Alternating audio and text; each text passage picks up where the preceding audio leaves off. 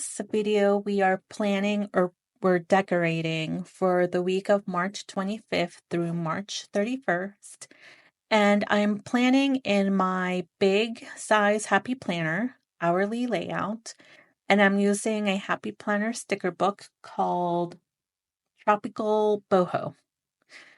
But what I wanted to do for this video is I'm actually not going to talk about the decorating or the planning for this week. I wanted to do something different. I wanted to share my experience as a Latina in a PhD program. It's obviously not going to be a very comprehensive reflection on this. That would take a lot more time than 10 minutes, but I thought I would share a brief round, I guess, of me and my experience being a Latina in school. And I think that I'm going to want to share a lot more about this in future videos. So I thought that this little bit of background information would come in handy.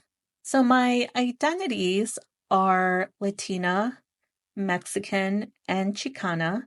I'm a US born daughter of Mexican immigrants who came to the US back in the early 80s or late 70s. And they married and had their children here.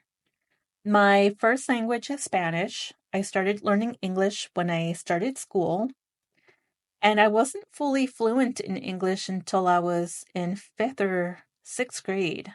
I know that a lot of people say that for children to learn a second language, it comes very naturally to them, and that might be true, but my the situation was a little different. It was a lot more harsh. It was a harsher of a transition from going from only speaking Spanish to speaking English. I was born in Los Angeles, California, and that environment is very much bicultural and bilingual everywhere. School, work, at the stores, like everywhere. It's very, very much bicultural. And when I was 8, I moved to Pennsylvania, which is where I am now. And I moved to Philly, the Philly area, which is diverse and it does have a large community, a large Latino community, but we moved to a suburb of Philadelphia that at that time in 1990 was not diverse. It was fully English speaking. We had a very small Latino community of mostly Puerto Rican folks, and it was not bilingual or bicultural, nothing like California or Los Angeles. So I went from living in a very bicultural environment outside of my home to a fully English speaking environment outside of my home. And learning English did not feel like it came naturally. I struggled with it and I felt very confused most of the time. I felt like I didn't know what was going on. I didn't have other kids in class who spoke Spanish. I was the only one. And going to school really sucked. It really, really did. Not until I was like in 5th grade probably was when I felt comfortable. So I started my PhD program in the fall of 2020 in a mostly white institution, not in Philly. This school is in Pittsburgh. I think that if I'd started a PhD program in Philly, I think it would have been very different. But I did this in Pittsburgh, and I can share about how I ended up in Pittsburgh in another video too. I think that's an interesting story as well. My cohort consisted of 8 people, including myself. We started off with 10, I think, but a couple people dropped off. And I'm the only person in my cohort who does not identify as white. And all of my professors were white too, except for one person who identified as Asian. I'm also white passing. which is something that obviously plays a big role in not just my academic experience, but my experience as a human navigating through life in general.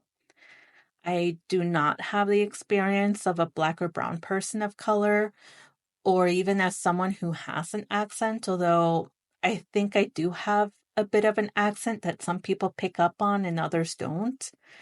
I'll occasionally be asked by someone where my accent's from. And I didn't know I had an accent actually until I started having to record myself in session for school and supervision.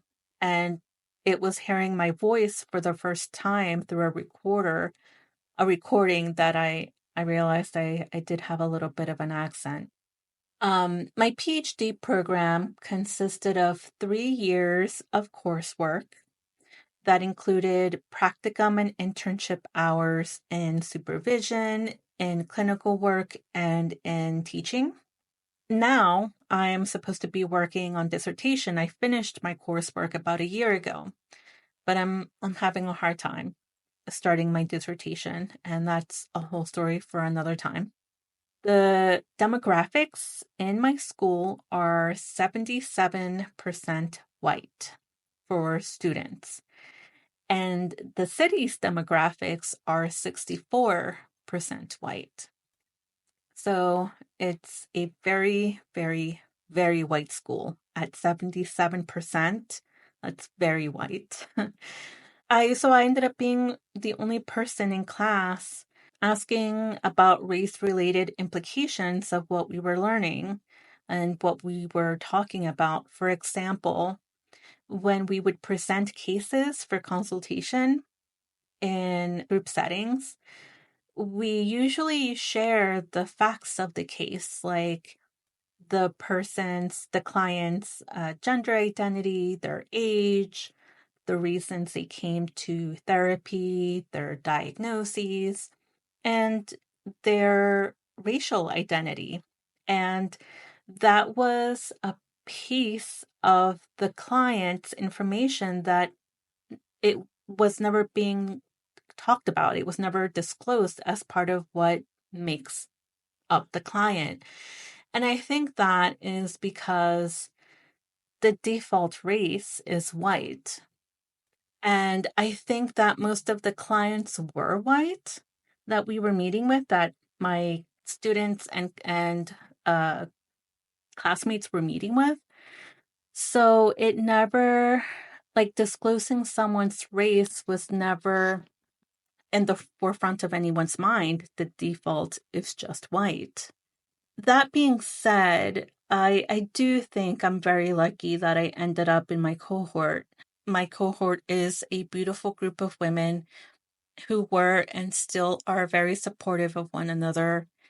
And I know that not all cohorts are like that. It's not uncommon for there to be conflict or tension in a cohort. A cohort is a group of people that you go through school with from beginning to end. You're in all of your classes together. You spend a lot of time outside of class together, and having tension is normal and common. And that didn't happen in my cohort. And I feel very lucky that I ended up in the cohort that I ended up in. And I think that ending up in the school that I ended up in plays a big role in what I'm going to end up doing my research on and my dissertation. Which I will also share more information about in the future. I would have had a completely different experience going to a school in Philly. My research interests would have ended up being different. So I think everything happened exactly the way it was supposed to happen. And I appreciate it, strangely. So yeah, that is a little bit of my background as a student in the school I went to and my upbringing a little bit. So Feel free to let me know what you think, what you're thinking and feeling about everything I said. Feel free to share any of your own experiences, being a white person or a person of color in school or whatnot.